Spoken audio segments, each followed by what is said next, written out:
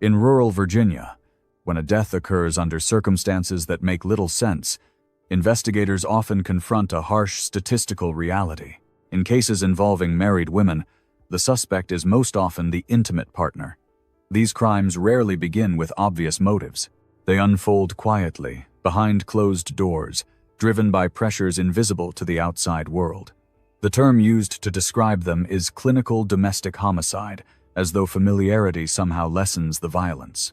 In November 2006, Orange County, Virginia, became the setting for a case that unsettled an entire community. A 27-year-old kindergarten teacher, recently married and devoted to her 2 stepdaughters, was found dead along a rural highway. At first glance, the scene suggested a tragic accident, a hit and run on a dark, lightly traveled road. But within hours, investigators noticed details that didn't align. What initially appeared accidental began to look deliberate. What followed was a 5-year investigation, during which one man continued his life freely, confident the scene he left behind would never point back to him. That confidence would prove misplaced. This is the story of Justine Swartz Abshire.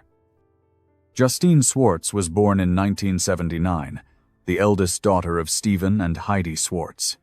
She grew up in Barboursville, Virginia. In a close-knit family, her younger sister Lauren was not just a sibling, but her closest confidant. From an early age, those around Justine noticed a defining trait, an instinctive compassion for children and anyone who needed care or protection. Academically driven and focused, Justine pursued a career in early childhood education. By her mid-20s, she was teaching kindergarten at Emerald Hill Elementary School in Culpeper, Virginia. Parents trusted her. Children adored her. Colleagues described her as gentle, patient, and deeply committed to her students. One word surfaced again and again: trusting. Not naive, but genuinely believing that people were, at their core, good. Her mother would later describe that quality with painful clarity. Justine trusted easily, and in the wrong hands, that trust became a vulnerability. In 1999, Justine began working as a cashier at a Lowe's home improvement store while continuing her education. One of her supervisors was Eric Abshire. He was 6 years older and presented himself as a man with responsibilities, 2 young daughters from a previous relationship, financial obligations, and long-term ambitions. From the start, there was an imbalance. He was her manager. He was older. He was already a parent. Despite this, a relationship developed. Justine grew attached to Eric's daughters, stepping naturally into a nurturing role that suited her personality. What Eric showed Justine early on is known only to her. What others would later observe was a gradual shift in her behavior. Eric later enlisted in the United States Marine Corps. When he returned from service, the relationship resumed. On the 28th of May, 2006, they married. Justine's family attended the ceremony. Photographs from that day show her dancing with her father, smiling without hesitation. She wore white. She looked hopeful. For Justine, the marriage represented stability, a future built around teaching, family, and partnership. In the years leading up to the wedding, small warning signs began to surface. Justine's sister, Lauren, noticed changes. Justine became quieter, less available. Phone calls went unanswered. Social plans were canceled. When friends sent housewarming flowers after the couple moved into their home on Fredericksburg Road in Greene County, Justine refused them. Her explanation was unsettlingly specific. Eric didn't want her accepting gifts from friends. Lauren also noticed bruises on Justine's arms. When asked about them, Justine avoided the subject. She didn't offer explanations. She didn't ask for help. Her silence appeared deliberate, an effort to avoid provoking something worse. Eric Abshire's past included documented violence. The mother of his 2 daughters had previously obtained a protective order against him. Criminal charges for malicious wounding had been filed. Eric claimed the incident was mutual, describing it as self-defense after being struck with a remote control. His account ended with his hands around her throat, an action he framed as a reasonable response. Justine's father, Stephen Swartz, would later acknowledge a regret that stayed with him. He recognized that something was wrong. His wife and younger daughter tried to intervene. But life, work, and responsibility distracted him. He did not fully grasp how trapped his daughter felt until it was too late. The word he later used was clutches. Justine, he believed, had fallen into Eric Abshire's clutches and didn't see a way out. On Thursday, the 2nd of November 2006, Justine finished her workday and returned home sometime after 7 in the evening. Eric later told investigators he arrived shortly after, having spent time at Martha Jefferson Hospital in Charlottesville, where his mother was being treated. According to his account, the couple spent several hours together at home. Eric claimed that later that night, he received another call from the hospital and left the house again, this time leaving Justine alone.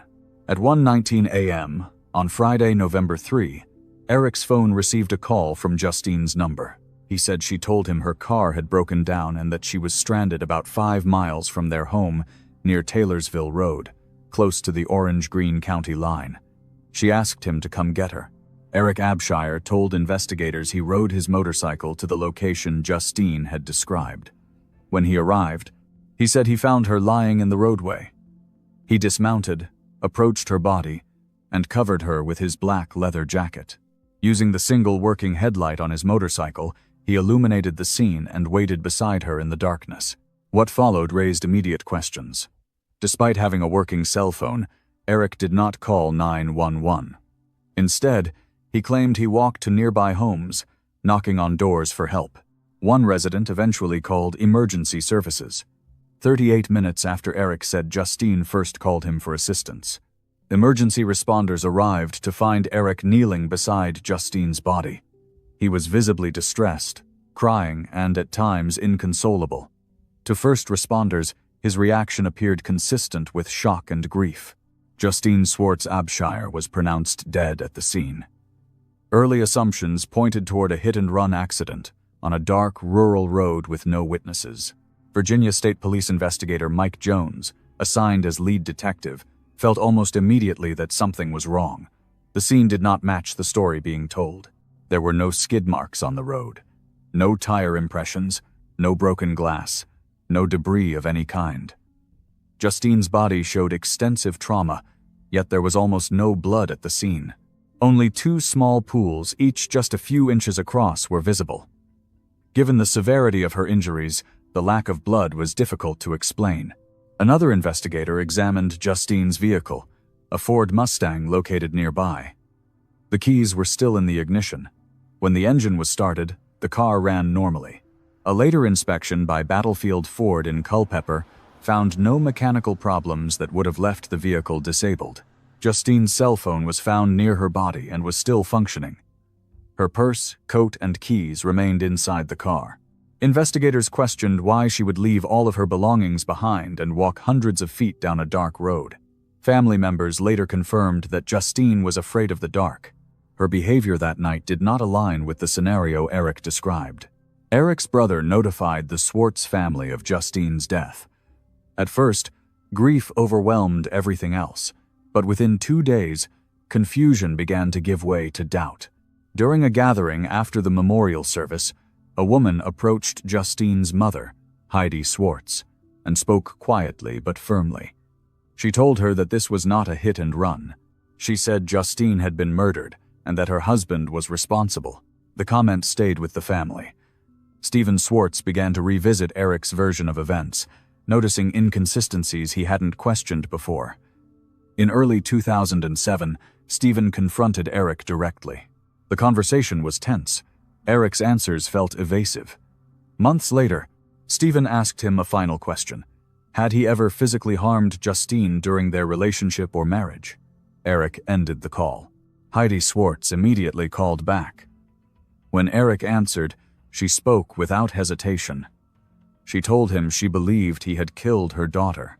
6 months after Justine's death, the Swartz family cut off all contact with Eric Abshire. They launched a website called Justice for Justine and offered a reward for information. The amount eventually reached $50,000. No one ever claimed it. For the family, money was never the point. They wanted the truth and accountability. Virginia State Police understood the challenge they faced. There was no murder weapon, No eyewitness, no confession. What they did have was a crime scene that appeared staged, a timeline filled with contradictions, and a victim whose injuries did not fit the explanation given. The medical examiner documented extensive blunt force trauma across Justine's body. The pattern and distribution of the injuries suggested repeated force rather than a single impact. While the manner of death could not be determined by autopsy alone, the injuries were inconsistent with a hit-and-run collision. Investigators began reconstructing Eric Absher's movements during the night of November 2 and the early morning hours of November 3. His cell phone records became critical. Calls, gaps in communication, and location data were examined to determine where he was and when. Eric's brother provided testimony that further complicated the timeline. He placed Eric in Ruckersville at 10:04 p.m. that night.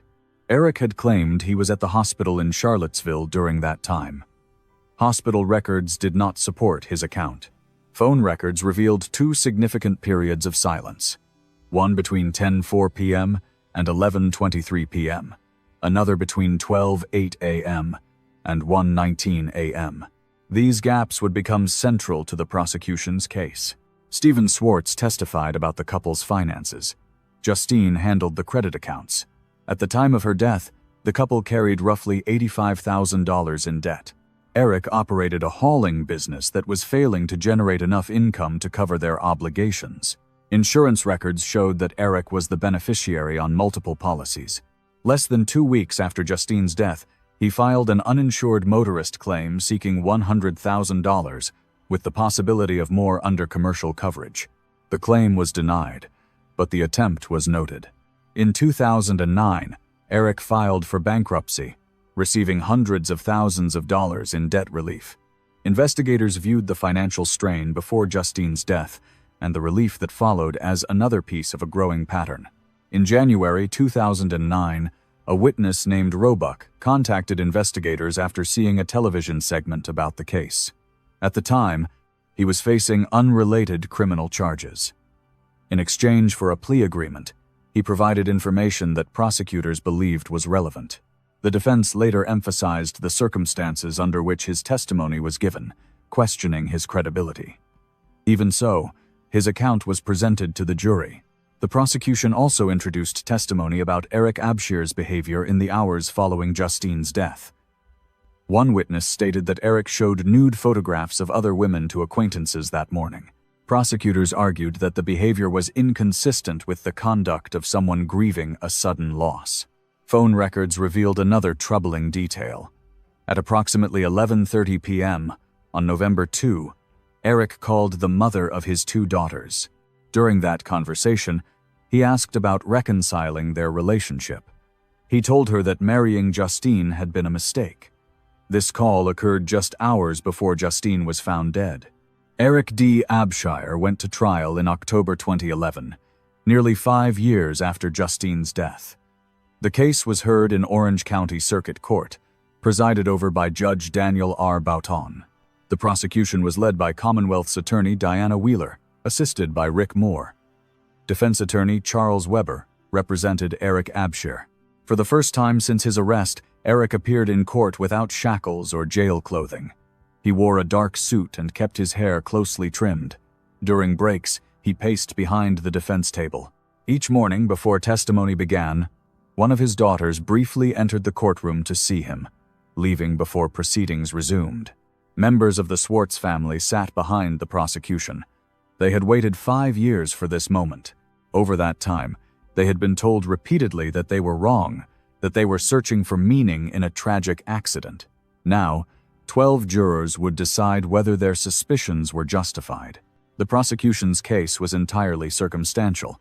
No physical evidence directly placed Eric Absher committing the crime. Instead, prosecutors presented a detailed reconstruction, inconsistencies in Eric's timeline, financial strain, a documented history of violence, an implausible accident scene, and behavior that raised serious questions. Defense attorney Charles Weber acknowledged that jurors would come to care about Justine as the trial unfolded. But, he argued, sympathy was not evidence.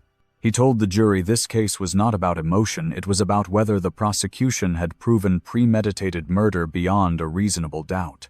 Weber emphasized what was missing. No murder weapon, no eyewitnesses, no forensic evidence directly tying Eric to the act itself. He argued that doubt remained, and that doubt required acquittal. The prosecution responded by returning to the scene. Justine's body was cold and discolored when responders arrived, despite Eric's claim that he had just found her. There was no debris, no skid marks, no sign of a collision. Medical testimony described injuries inconsistent with a vehicular strike. Blood that should have been present was not. After 10 days of testimony, the case was handed to the jury. Less than 2 hours later, the jury returned. The speed of deliberation caused immediate anxiety among the Swartz family.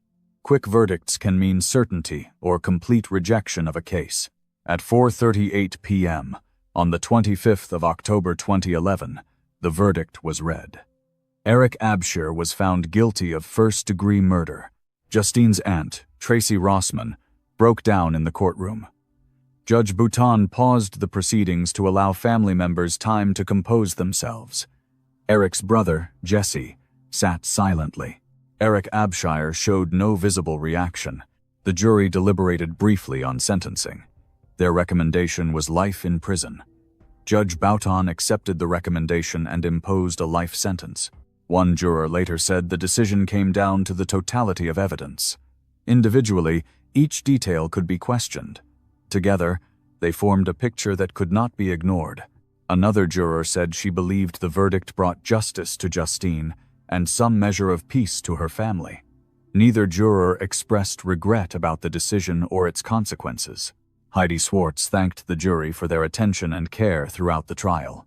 Stephen Swartz expressed gratitude to the Virginia State Police, acknowledging the years of work required to pursue the case. Investigators followed the facts where they led. Those facts led to Eric Absher. Eric Abshire appealed his conviction. In 2012, the Virginia Court of Appeals denied the appeal, issuing a written opinion outlining the strength of the evidence. No constitutional errors were found. The conviction remained intact. Justine's family believes she endured domestic abuse throughout her relationship with Eric Absher. Her sister, Lauren, testified that Justine became withdrawn, fearful, and increasingly isolated. Evidence of earlier abuse was ruled inadmissible at trial, limiting what jurors were allowed to hear about the relationship's history.